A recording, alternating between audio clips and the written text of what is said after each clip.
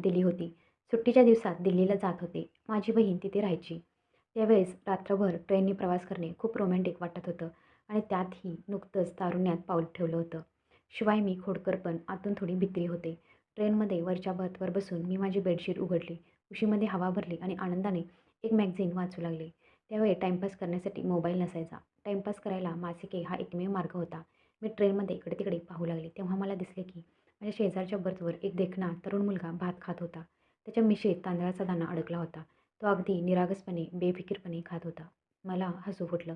त्याने माझ्याकडे बघून हातवारे मराठीत केले की काय झालं? त्याच्या तोंडात भात होता. मी काहीच बोलले नाही आणि तोंडावर चादर पांघरून झोपू लागली. पण गुपचूप त्याच्याकडे बघत होती. माझ्यातील खोडकरपणा मला असे करण्यास मजबूर करत होता. तो खाऊन पिऊन हात आपल्या टी-शर्टला पुसून झोपी गेला. मी पुन्हा त्याला लपून-छपून पाहत होते. पण यावेळी पुन्हा गुपचूप त्याच्याकडे बघत असताना पकडले गेले. तोही माझ्याकडे बघत होता. मला आता एकटीला रात्रीचा प्रवास करण्याची भीती वाटत होती. आता मी ठरवले की मजा-मस्ती बंद. माहीत नाही तो काय समजेल, काही चुकीचं केलं तर? ट्रेनचा वेग वाढला होता. भीतीमुळे मला आता झोप येत नव्हती. पण थोड्या वेळानंतर कळालेच नाही की माझे डोळे कधी लागले. मग वाटले की कोणीतरी मला उठवत आहे. मला अचानक ओरडावेसे वाटले. तेव्हा कोणीतरी माझे तोंड बंद केले. माझा आवाज माझ्या तोंडातच थांबला. डोळ्यातून अश्रू वाहू लागले. आता माझे प्राण जायचे बाकी होते. श्वास जवळ थांबला होता आणि हात थरथरत होते. ट्रेनच्या कमी प्रकाशात काहीही दिसत नव्हते. मी बघण्याचा प्रयत्न करत होते की तेवढ्यात आवाज आला. "ओरडू नकोस." मी नीट बघितले तर समोर तोच तरुण होता. त्याचे खोल काळे डोळे, गोरा रंग, सुंदर केस. एका सेकंदासाठी मी गुम झाले. तो म्हणाला, "माझं स्टेशन आले. मी जातोय. माझं नाव नितीन आहे आणि तुझं?" मला काहीच कळत नव्हतं. तेवढ्यात त्याने माझा हात पकडला आणि एक कागद हातावर ठेवून निघून गेला.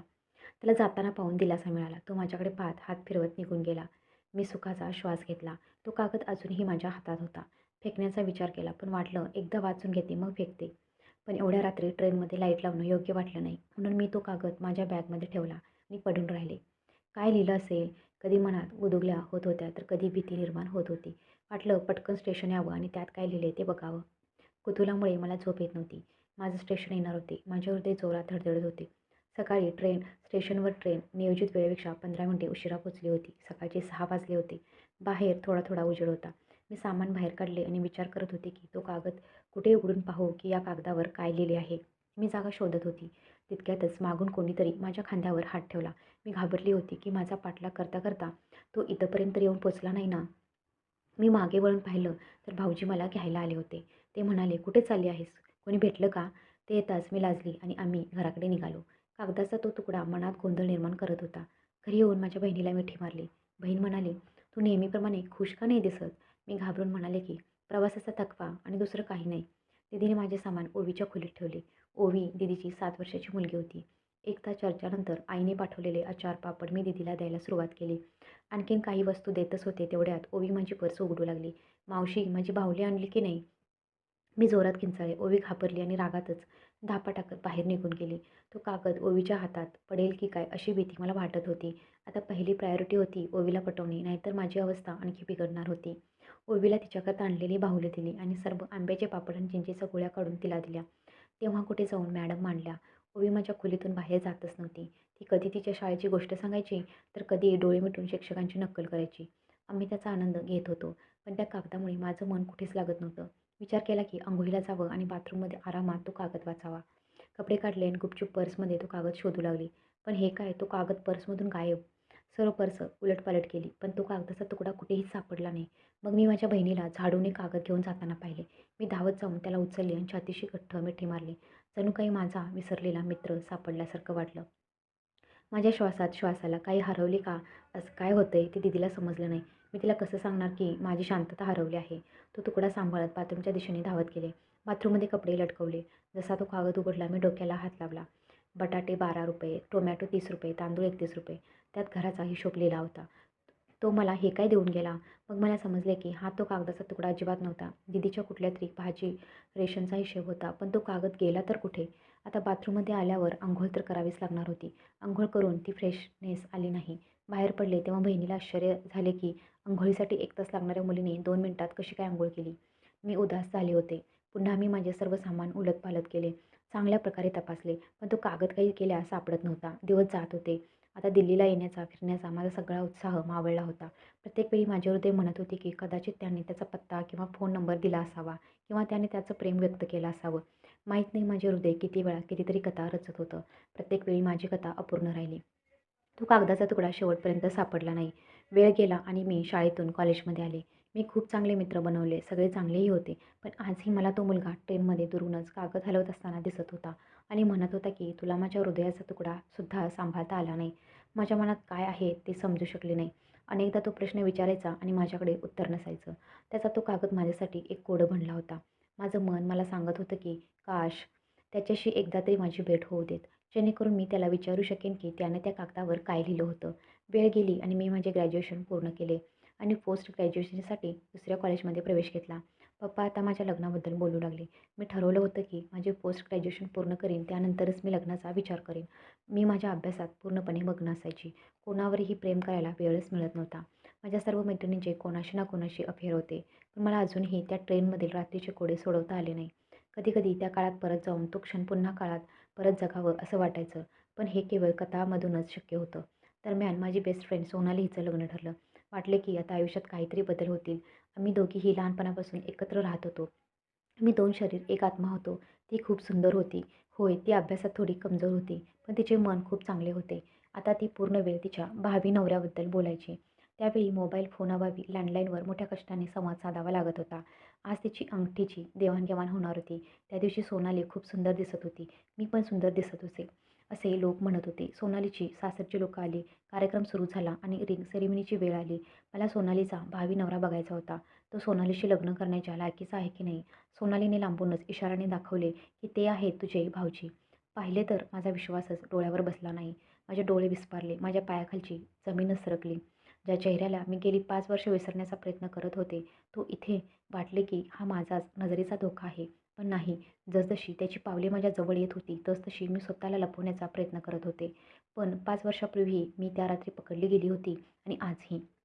जेव्हा आमची नजर एकमेकांना भेटली, तेव्हा वाटलं की एक जोरदार वादळ येणार आणि आम्ही दोघेही त्यात वाहून जाऊ. सोनाली म्हणाली, "हा नितीन आहे आणि ही माझी जिवलग मैत्रीण." नितीन मध्येच बोलला की हिचे नाव जाणून घेण्यासाठी मी 5 वर्षापासून उत्सुक आहे. आता सोनालीची पाळी होती आश्चर्यचकित होण्याची. ती म्हणाली, "तुम्ही एकमेकांना ओळखता का?" नितीन काही बोलायच्या आधीच मी म्हणाले, "भाऊजी, तुम्ही पण ना खूप गंमतशीर आहात." सोबतच सोनालीला काही सांगू नको असंही डोळ्यांनी मनाई केली. असंही सांगण्यासारखं तर काहीच नव्हतं. नितीनची नजर सोनालीवर कमी आणि माझ्यावरच जास्त होती, असं मला वाटलं. एक वेळ अशी आली की आम्ही दोघंच होतो आणि कोणीच नव्हतं. मनात आले की एकदा विचारू का की त्या कागदावर काय लिहिलं होतं. पण आजही आवाज निघाला नाही. नितीनच म्हणाला, "कशी आहेस?" मी फक्त होकारार्थी मान हलवली. नितीन म्हणाला, "तू कधीच उत्तर का दिलं नाहीस?" मी त्याच्याकडे प्रश्नार्थक नजरेने पाहिले. मग वाटले की कदाचित नितीनने त्या कागदामध्ये काहीतरी लिहिलं होतं, ज्याचे त्याला उत्तर हवे होते. परंतु मी ते वाचले असेल तर उत्तर देणार ना. त्याला विचारण्याची हिंमतच झाली नाही. मी म्हणाले, "जाऊ दे." आणि तिथून उठून निघणारच होते की नितीनने निघताना माझा हात धरला. मला ट्रेनमधील ते हाताला पकडून कागद दिल्याची आठवण झाली. माझ्या डोळ्यातून अश्रू वाहू लागले. तेवढ्यात सोनाली आणि सगळे लोक आले. स्वतःवर ताबा ठेवत मी तिथून बाजूला झाले आणि सोनालीची एंगेजमेंट पार पडली. नितीनच्या डोळ्यात एक प्रश्न होता.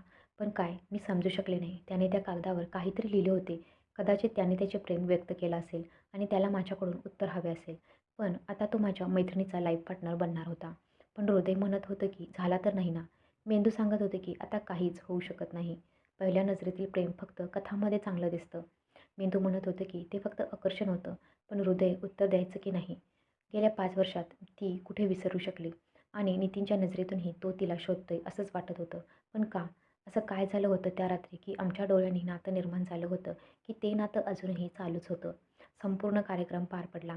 तेव्हा सोनाली म्हणाली की नितीन खूप छान लिहितो आणि गातो सुद्धा. सगळे लोक गाणं ऐकण्यासाठी जिद्द करू लागले. नितीनने गाणं सुरू केले. कोई जब तुम्हारा हृदय तोड़ दे, तड़पता हुआ जब कोई छोड़ दे, तब तुम मेरे पास आना प्रिय, मेरा दर खुला है और खुला ही रहेगा तुम्हारे लिए. गाणं काय होतं? हृदय बाहेर काढून ठेवल्यासारखं वाटत होतं.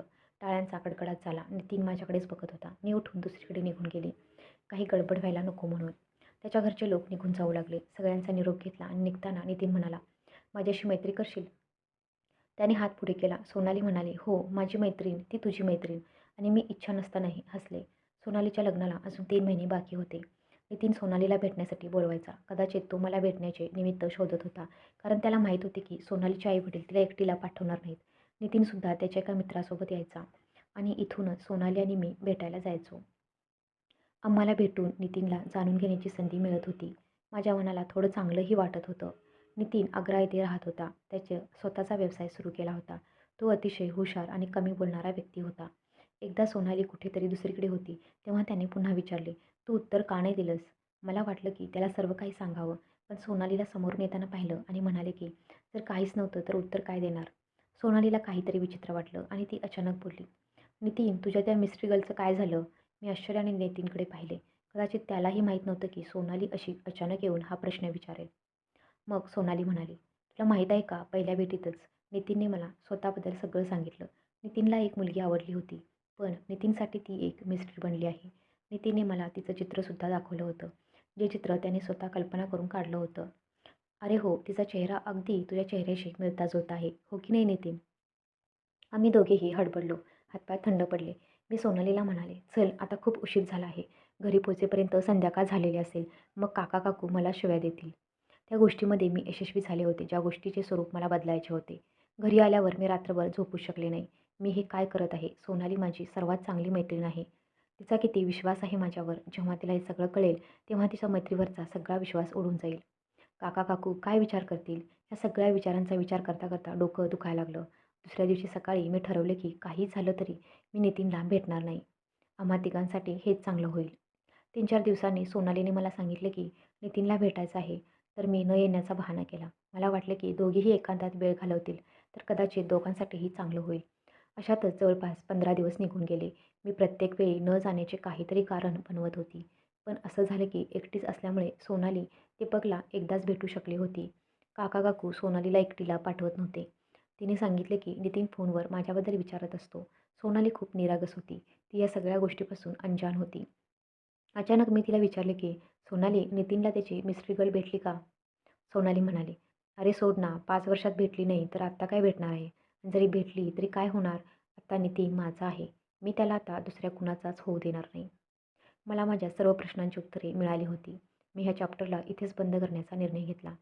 पण नितीनला काय वाटतं? नितीन हा चॅप्टर बंद करू शकेल का? सोनालीचे शब्द माझ्या कानात गुंजत होते की मिस्ट्री गर्ल नितीनसाठी नेहमीच एक मिस्ट्री गर्लच राहणार. मला वाटलं ती बरोबर तर बोलत आहे. सोनाली तर तिची सगळ्यात जिवलग मैत्रीण आहे.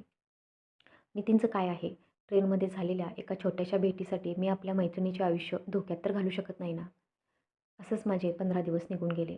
सोनालीकडून कळाले की नितीन आता सोनालीला भेटायला बोलवतही नव्हता किंवा ते फोनवर जास्त बोलतही नव्हते. सोनाली आता फोनवर जास्त बोलतही नव्हती.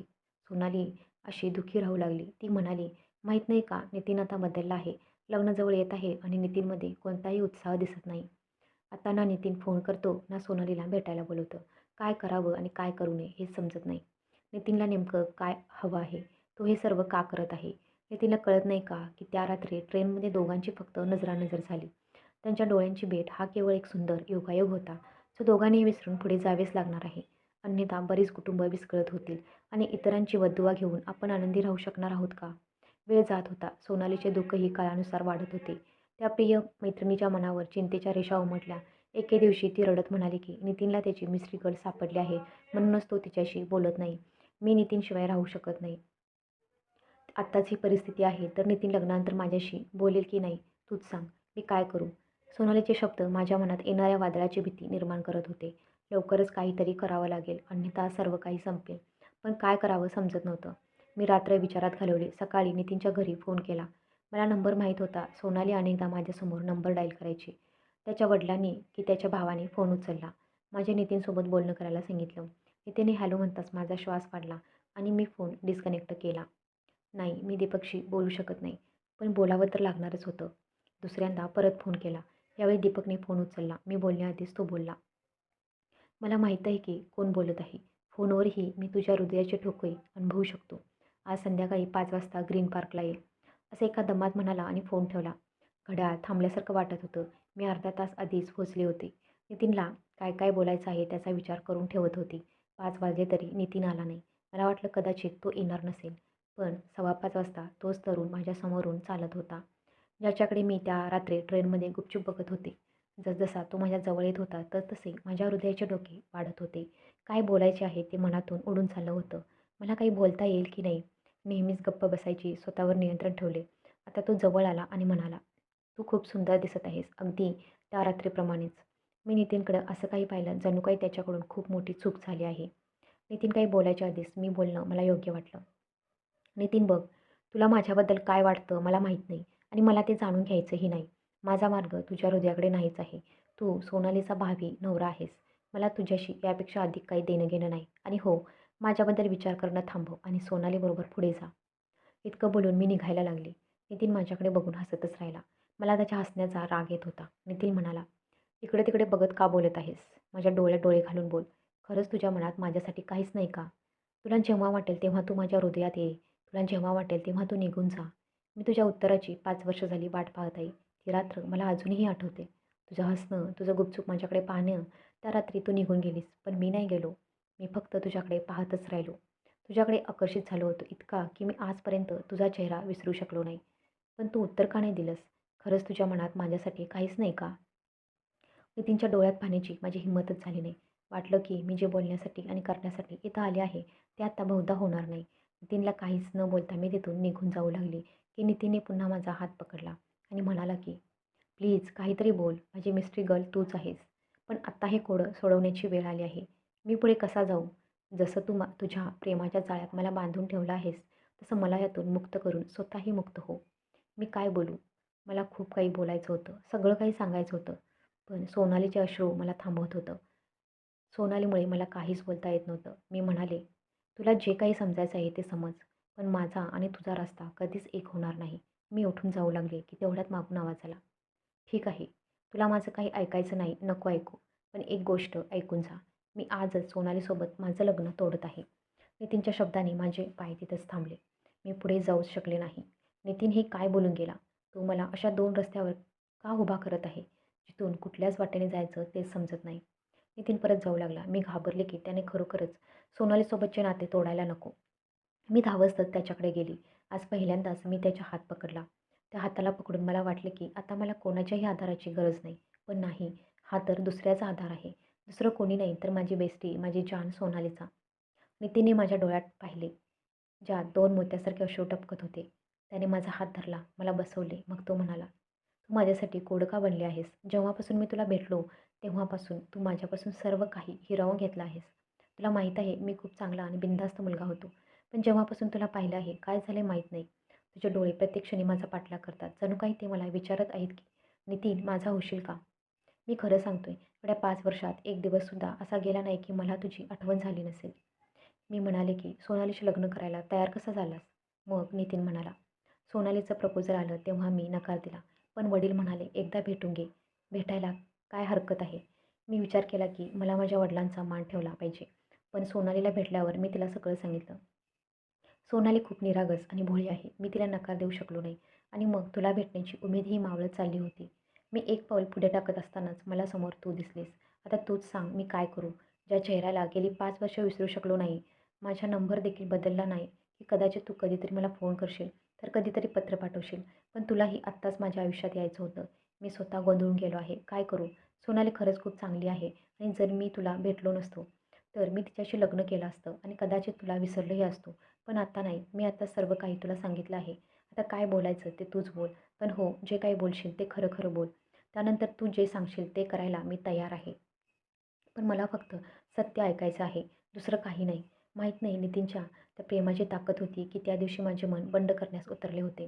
पण त्या दिवशी मी आतून खूप रडली. वाटलं की आज जोरदार वादळ येईल.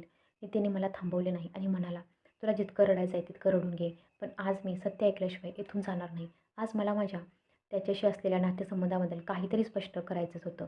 अन्यथा कोणतंही नातं तुटू शकलं असतं. प्रत्येक नात्याचं स्वतःचं असं महत्त्व असतं, कमी किंवा जास्त नाही. सोनाली माझी मैत्रीण होती, पण मला नितीनच्या भावनांशी खेळण्याचा अधिकार नव्हता. त्याला सत्य सांगावेच लागणार होतं.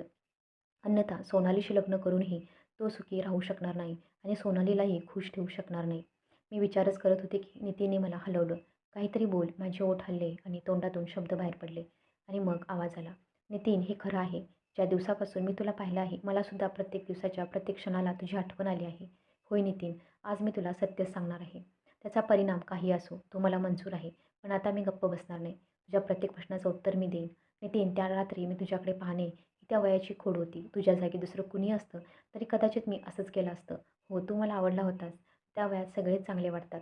तू मला कागदाचा तुकडा देऊन गेला होतास, पण मी तो कागद कधी वाचलाच नाही, कारण तो कागद माझ्याकडून हरवला होता. मला तुला भेटायचं होतं यासाठी नाही की मी तुझ्या प्रेमात होते. मला फक्त हे जाणून घ्यायचं होतं की तू त्यात काय लिहिलं होतं. आता मला माहीत नाही की त्या रात्री तू माझ्याबद्दल काय विचार केलास, पण सत्य हेच आहे की जो कागदाचा तुकडा मला कधी मिळालाच नाही, तो या कथेचा सूत्रधार बनला. मी हे जाणून घेण्यासाठी उत्सुक होते की तू त्यात काय लिहिलं होतं आणि तुझी उत्सुकता यात होती की मी उत्तर का दिलं नाही. पण मला आता तर इतकं कळालं आहे की त्या कागदामध्ये काय लिहिलं असेल. नितीन, तुझा आणि माझा साथ फक्त त्या रात्रीपर्यंतच होता. ते एक सुंदर वळण होतं, जिथून आपण दोघेही आपापल्या रस्त्याने वळालो. मी असे नाही म्हणत की तू मला आवडत नाहीस किंवा तुझ्यात काही कमी आहे. पण नितीन, प्रत्येक गोष्टीची एक वेळ असते. आज मी इतकी स्वार्थी होऊ शकते का की माझ्याच मैत्रिणीचा विश्वास तोडून देऊ? मग आम्हा दोघांचा एकमेकावर विश्वास काय राहील याची काय शाश्वती? नितीन, तू खरंच ग्रेट आहेस. आपण या नात्याला नाव काय द्यायचं? नाव नसलेल्या नात्यात जिव्हाळा असतो, कारण त्यात अपेक्षा नसतात. इतका वेळ नितीन शांतपणे ऐकत होता. तो हसला आणि म्हणाला, तू खूप छान आहेस. आता तूच सांग, तुझ्या प्रेमात पडण्यापासून मी स्वतःला कसं थांबवू शकतो? त्या रात्री तुझा निरागसपणा मला आवडला. त्यावेळीही तू माझ्या हृदयात घर केलं होतंस आणि आजही तुला जवळून ओळखून तुझ्यावर प्रेमासोबत आदरही वाढला आहे. तुझे विचार कितीतरी पटीने चांगले आहेत. नाहीतर तुझ्या वयाच्या मुली मजा-मस्तीत करण्यातच गुंग असतात. त्यांना इतरांच्या भावनांचा आदरही नसतो. पण तुला बघ, एवढ्या लहान वयात ही किती समजूतदार आहेस. तरीही मी तुला निराश करणार नाही. मी तुला वचन दिले होते की तुला जे हवं आहे तेच होईल. म्हणून आता मोकळ्या मनाने सांग, तुला काय हवं आहे? तुझी काय इच्छा आहे? आज मला तुला जाणून घेतल्यानंतर खूप आनंद होत आहे की गेल्या 5 वर्षापासून जशी प्रतिमा मी तुझ्याबद्दल निर्माण केली होती, त्यापेक्षाही तू खूप जास्त चांगली आहेस आणि आता तुझी कोणतीही गोष्ट मी टाळू शकत नाही. म्हणून आज तुला जे काही हवं आहे ते मागून घे. मी वचन देतो की मी आनंदाने तुझी विनंती मान्य करेन आणि तुला काहीही न बोलता इथून निघून जाईन. मी काय बोलणार? नितीनने तर सर्व काही माझ्यावर सोडले होते. पण आजही गोष्ट संपवायची होती. नाहीतर याच गोष्टीने बऱ्याच लोकांचे आयुष्य उद्ध्वस्त केले असते. जर इथून आम्ही दोघांनी योग्य निर्णय घेतला नाही, तर आमच्या तिघांच्या जीवनावर परिणाम होणार होता. मी खोल विचारात होती. नितीनने मला माझ्या विचारातून बाहेर काढले आणि म्हणाला, बोल, तुझी काय इच्छा आहे? मी म्हणाले, नितीन, माझ्या इच्छेने काहीही साध्य होणार आहे याने काही फरक पडत नाही. तेच व्हायला हवं जे योग्य आहे आणि ज्यात सगळ्यांचा आनंद आहे. आता सगळा निर्णय तू माझ्यावर सोडला आहेस, तर माझा निर्णय असा आहे की आपण त्या ट्रेनमधील त्या रात्रीपर्यंत सीमित ठेवून आपल्या आयुष्यात पुढे जाऊया. तुझी मिस्ट्री गर्ल, रहस्यमय मुलगी तुझ्या आयुष्यात एका सुंदर आठवणीप्रमाणे राहो आणि तुझा हसरा चेहरा माझ्या आठवणीमध्ये सुंदर भावनांसह राहो. आपल्यामध्ये कोणतीही तक्रार नसावी. मी सोनालीवर खूप प्रेम करते आणि मी तिच्या दुःखाचे कारण बनू इच्छित नाही. तिचे हृदय तोडून मी आनंदी देखील राहू शकणार नाही. त्या दिवशी तू एक गाणं ऐकवलं होतंस. आजही मी तुला एका गाण्याच्या 4 ओळी ऐकवते. ए मुनासिब नहीं आदमी के लिए, प्यार से भी ज़रूरी कहीं काम है. प्यार सब कुछ नहीं ज़िंदगी के लिए, छोड़ दे सारी दुनिया किसी के लिए.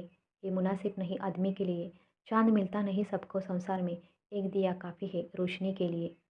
गाणं गाता गाता मला खूप रडू कोसळलं. नितीन मला समजवत होता आणि मला समजवता थकला होता. म्हणूनच तो हसला आणि म्हणाला, जशी तुझी इच्छा आज्ञा मिस्ट्री गर्ल.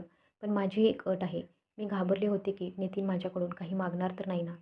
नितीन म्हणाला, घाबरू नकोस. मी असं काहीही मागणार नाही की तू मला देऊ शकत नाहीस. अट अशी आहे की तू नेहमीच माझी मैत्रीण बनून राहशील. आपली मैत्री कधीच संपणार नाही. आणि हो, पुढच्या जन्मासाठी बुकिंग करून ठेव. पुढच्या वेळेस कुठलाच लोचा नाही पाहिजे. तू पुढच्या जन्मात माझीच होशील. नितीनचं असं रूप पाहून आज खरंच त्याच्या प्रेमात पडले होते. लोक त्याचे प्रेम मिळवण्यासाठी काय काय करतात, पण त्याने सहज माझ्या विनंतीचा मान ठेवला होता. आज या गोष्टीला 20 वर्षे झाली आहेत. माझ्या आयुष्यात आता नितीन आणि महेश दोघेही आहेत आणि आयुष्यही खूप सुंदर आहे. मी अजूनही नितीनशी बोलते. आम्ही अजूनही चांगले मित्र आहोत. मला किंवा नितीनला आमच्या निर्णयाबद्दल कधीही पश्चाताप झाला नाही.